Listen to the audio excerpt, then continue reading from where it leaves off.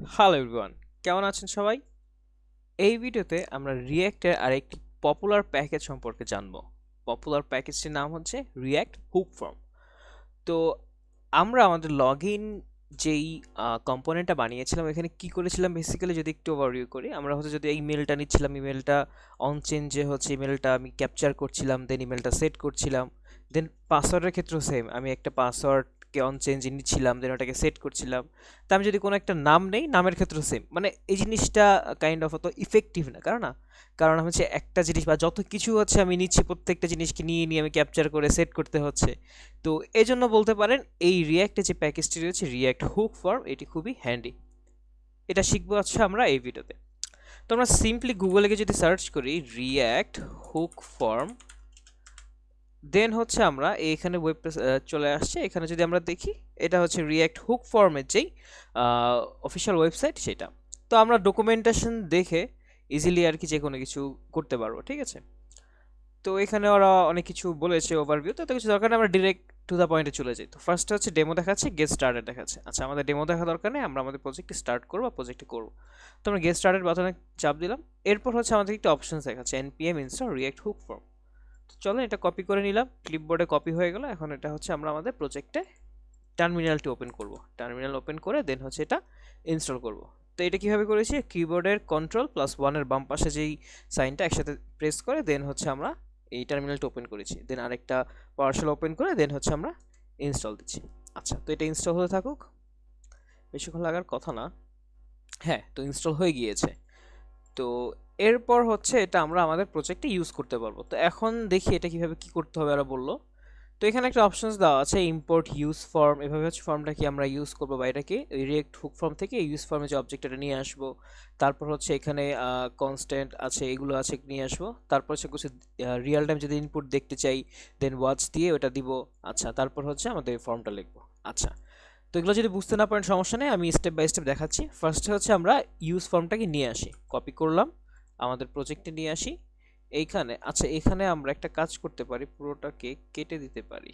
আমরা এই পেজটাকে আবার নতুন করে করব, ঠিক আছে?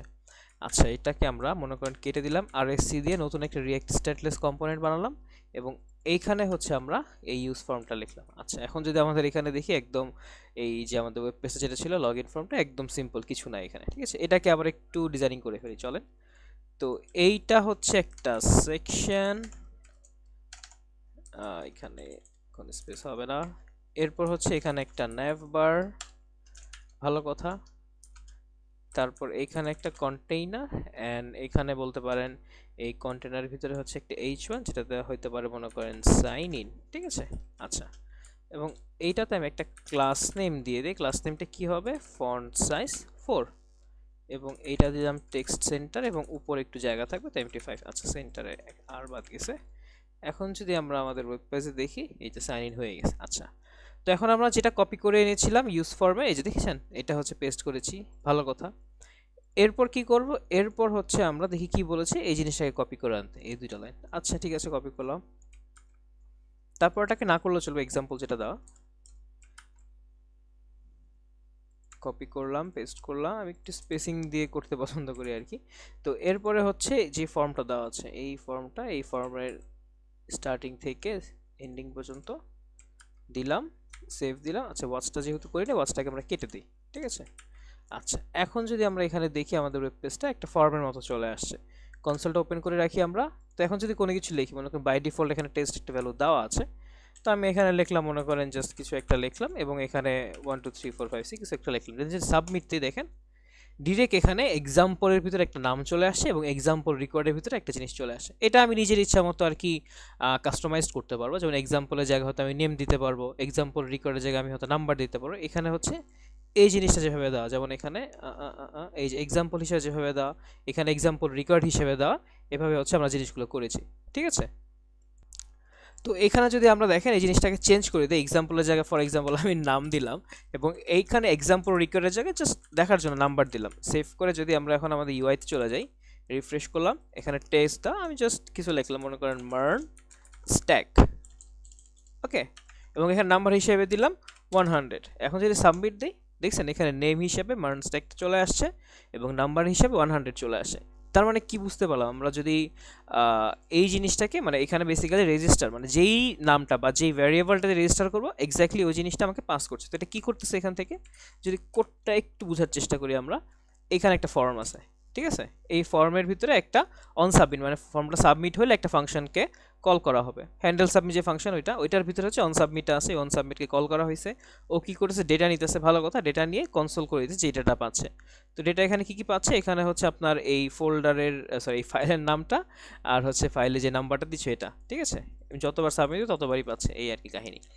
আচ্ছা, তারপরে এখানে কি করতেছি, এখানে একটা কমেন্ট করে কিছু একটা দেওয়া আছে যে register your input into the hook by invoking the register function, মানে মানে কোন একটা ভ্যালু আমি রেজিস্টার করতেছি রেজিস্টার নামে যেই ফাংশনটা সেটা দিয়ে। আচ্ছা, তারপরে এখানে কিন্তু জিনিসটা রিকোয়ার্ড না, ঠিক আছে? রিকোয়ার্ড না বা রিকোয়ার্ড জিনিসটা কি আমরা যদি একটু দেখি, মনে করেন এখানে টেস্ট দেওয়া আছে না, আমি এটাকে কেটে দিলাম এবং এইখানে জাস্ট 1 2 3 দিয়ে আমি যদি বা এক্স্যাক্টলি সাবমিট দিলাম, ও কিন্তু সাবমিট নিছে এবং নেম এখানে কিন্তু পুরোটা খালি। তাহলে এটা একটা মানে ভালো হইলো না, কারণ মানে আমি হয়তো ইউজারের নেম নিব বা ইউজার ইমেল নিব, আমি এটাকে রেকর্ড না করে নিয়ে নিছি, দেন ইউজার সাবমিট করছে ঠিকই, বাট ইউজারের নেম বা ইমেল আমার কাছে নাই। তো এজন্য হচ্ছে আমরা সব কিছুকে রিকোয়ার্ড করে দিব, ওকে? আর এখানে ডিফল্ট ভ্যালু দিয়ে রাখছে, ডিফল্ট ভ্যালুটা আমরা দিব না, আমরা ইউজারের কাছ থেকে নিব, ওকে? আচ্ছা, আর তারপর হচ্ছে এখানে কি বলছে, include validation with required or other standard HTML validation, ঠিক আছে? এখানে হচ্ছে এখানে ডিফল্ট ভ্যালু টেস্ট দিয়েছে, ডিফল্ট ভ্যালু আমরা কিছু দিব না, ডিফল্ট ভ্যালু রাখবো খালি। আচ্ছা, তারপর রেজিস্টার দিয়েছে নেম, তারপর রেজিস্টার দিয়েছে নাম্বার, আর এটা কি হচ্ছে আমরা রিকোয়ার্ড করে দিই, চলেন এইটাকেও রিকোয়ার্ড ট্রু হয়ে গেছে, এখন এটা রিকোয়ার্ড, এখন এটা ছাড়া সাবমিট করা যাবে না। এবং এক্সাম্পল রিকোয়ার্ড না, এটা হচ্ছে নাম্বার, যেহেতু চেঞ্জ করেছি এটা হবে নাম্বার, ঠিক আছে?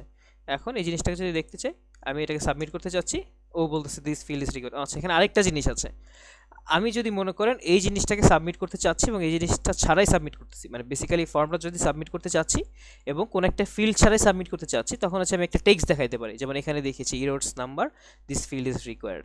এখানে কপি করলাম, এটাকে যদি পেস্ট করে দিই এখানে, এবং এটা কোনটার জন্য রিকোয়ার্ড, এটা হচ্ছে নেমটার জন্য ইরোডটা দেখাবে। তো এখন যদি দেখাই, মনে করেন this name field is required, just বুঝার সুবিধার জন্য আপনাদেরকে দেখাই। আর এখানে দিলাম যে মনে করেন this number field is required, ঠিক আছে? রিফ্রেশ করলাম। আচ্ছা, এখানে একটা ব্রেক দিয়ে দিলে এটা পরপর লাইনে চলে আসবে, এটা একটা ব্রেক, এখানে একটা ব্রেক, এখানে একটা ব্রেক। এবার যদি আসি আমরা আমাদের, আচ্ছা সাবমিটের এখানে আরেকটা ব্রেক দিয়ে দিই, তাহলে সাবমিটটা নিচে চলে আসবে। আচ্ছা, এখন যদি দেখি এখানে কিছু একটা থাকবে, আমি সাবমিট দিলাম, তখন বল দিস নাম্বার ইজ রিকোয়ার্ড, ঠিক আছে? আচ্ছা, এখন আমি এখানে কিছু একটা দিলাম, মনে করেন এখানে নাম্বার দিলাম, সাবমিট দিলাম, দেন বলতেছে দিস নেম ইজ রিকোয়ার্ড। তার মানে প্রত্যেকটা ফিল্ডের জন্য আলাদাভাবে সিলেক্ট করে আমার সিলেক্ট করে হচ্ছে আমি এই মানে জিনিসটাকে ভ্যালিডেশন না করে, মানে সিলেক্ট করে হচ্ছে আমি ইরোডটা দেখাই দেবে first of all. Second of all কি, আমরা যে নর্মালি ট্রেডিশনাল ওয়েতে যেটা করতেছিলাম, প্রত্যেকটাকে আমি অন চেঞ্জে ক্যাপচার করে দেন ওটার জন্য আলাদা ফাংশন লেখে, দেন ওটার জন্য আমি কোনো ফাংশন লিখে দেন হচ্ছে আমি ওটাকে বেসিক্যালি হচ্ছে চেক করতেছিলাম যে আসলে দিতেছে, বা আমি কোনো ভ্যারিয়েবলে সেট করতেছিলাম বা কোনো ফাংশন কল করতেছিলাম। তো এইখানে মানে একটা হ্যাসেল হয়, প্লাস হচ্ছে আমার কোডটা এফিশিয়েন্ট হয় না, প্লাস হচ্ছে আপনার দেখা যায় এই জিনিসটাকে আরেকটা ফাংশন কল করে মানে মানে বেসিক্যালি ম্যাসাকার একটা অবস্থা হয়ে যায়, ঠিক আছে? আমরা জিনিসটা করলাম, কজ আমরা যখন আস্তে আস্তে বড় বড় প্রজেক্ট করবো তখন হচ্ছে এগুলোর জন্য কাজ করাটা জিনিসটা তো হ্যান্ডি না, তাই না? তো এই জন্য হচ্ছে কী করবো, দেখেন এখানে কিছুই করা লাগে না, আমি জাস্ট এই ফর্মটাকে নিয়ে আসি এবং এখানে জাস্ট আমি এই রেজিস্টার ফাংশন ডিক্লেয়ার করে দিচ্ছি, আর নর্মাল অ্যাজ ইউজুয়াল। এখন জাস্ট কোডটা দেখতে একটু বিচ্ছিরি বা বুঝতে নাও লাগতে পারেন, বাট প্র্যাকটিস করতে করে জিনিসটা আয়ত্তে চলে আসবে, ঠিক আছে? এবং এখানে কী করছি, যেহেতু ইউজ ফর্ম যে আমরা প্যাকেজটা ইউজ করছি ওইটাকে আমরা এখানে ইম্পোর্ট করে নিয়ে আসছি, তারপর জাস্ট দুইটা জিনিস করতেছে, একটা হচ্ছে ইউজ ফর্মের থেকে রেজিস্টার হ্যান্ডেল সাবমিট এই জিনিসটা, আর হচ্ছে ইরোডটাকে ক্যাপচার করার জন্য ফর্ম স্টেট থেকে ইরোডটা। আর অন সাবমিটে এখানে যেটা পাচ্ছে দেখছেন, এখানে কনসোল লগে ডেটা দিচ্ছে, এখানে যদি আরও ফিল হইতো, আমি যদি দেখাই, মনে করেন নেম, এটা আমি এখানে নেম হলো, তো এখানে মনে করে দিলাম ইমেইল, এইটা হচ্ছে ইরোডস ডট ইমেইল, ঠিক আছে? তারপর আমি আরেকটা ফিল্ড দিই, চলেন এটা দিলাম, মনে করেন অ্যাড্রেস দিব আমি, বা পাসওয়ার্ড যদি দেই ইরোডস ডট, আচ্ছা আমি এটাকে শুধু কপি করছি, এটা হচ্ছে এই পাশ থেকে আসবে, হ্যাঁ। তো এইটা হচ্ছে মনে করেন পাসওয়ার্ড এবং এইখানে ইরোডস ডট পাসওয়ার্ড, ঠিক আছে? এটা জাস্ট দিস ইজ রিকোয়ার্ড, ঠিক আছে? এরকম কিছু একটা লিখতে পারেন, বা আপনি চাইলে যে বুটস্ট্র্যাপ, যেহেতু আমরা এই প্রজেক্টে ইউজ করতেছি, বুটস্ট্র্যাপে যে আমাদের ক্লাস নেমটা আছে যে টেক্সট ডেনজার, ওইটা দিয়ে হচ্ছে কালারটাকে রেড করে দিতে পারেন, ঠিক আছে? আচ্ছা দিস নেম, এখানে আছে মনে করেন দিস ইমেল ইজ রিকোয়ার্ড। এবার যদি আমাদের ইউআইটা দেখি, আচ্ছা এখানে কিছু একটা ব্রেক করছি আমি, এখানে ব্রেক দেই না বেসিক্যালি, এইখানে আই গেস, হ্যাঁ। তো এখন যদি দেখি, আচ্ছা এখানে প্লেস হোল্ডার চালিয়ে দিতে পারি, ওখানে প্লেস হোল্ডারটা দিয়ে দিই। প্লেস হোল্ডার হচ্ছে, আচ্ছা প্লেস হোল্ডার না দিয়ে আমি লেভেলও দিতে পারি, ঠিক আছে। এখানে যেরকম প্লেস হোল্ডার, সরি, এখানে যেরকম আমরা প্লেস হোল্ডার দিতাম এইচটিএমএল এর ক্ষেত্রে, প্লেস হোল্ডার দিলাম inter please inter your cool name,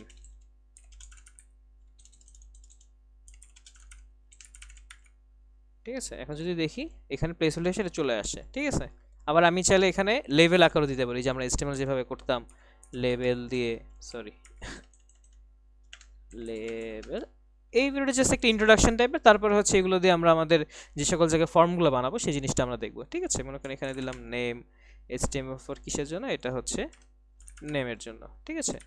তো এখন যদি আমরা দেখি, এই যে দেখছেন নেম, এই আর কি। তো এইভাবে করে মনে করেন আপাতত সাবমিট করি আমরা জাস্ট জিনিসটা, কিছু একটা লিখলাম, তারপরে এখানে একটা কিছু একটা লিখলাম, টেস্ট 2 লিখলাম, তারপরে হচ্ছে কিছু একটা লিখলাম। আচ্ছা পাসওয়ার্ড কি দেইনি আমরা,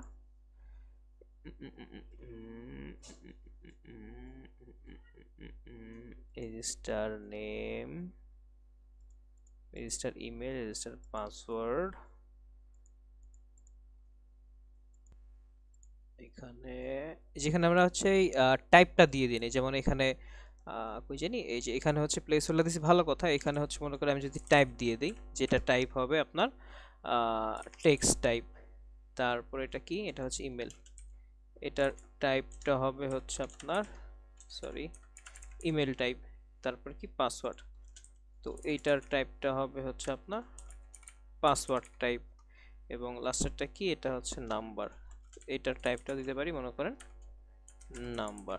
তাহলে জিনিসটা এখন ফিল্টার আউট করে ফেললাম। আমাকে যদি দেখি, নাম দিলাম, মনে করেন আমি এটা দিলাম, দিতে আরে সরি মনে করেন আমি নাম্বার দিলাম, নাম্বার হইলো। আমি যদি টেক্সট দিই টেক্সট হবে, টেক্সট প্লাস নাম্বার দিই তাও হবে। আচ্ছা ফার্স্ট তাহলে নাম লিখলাম একটা, ভালো কথা।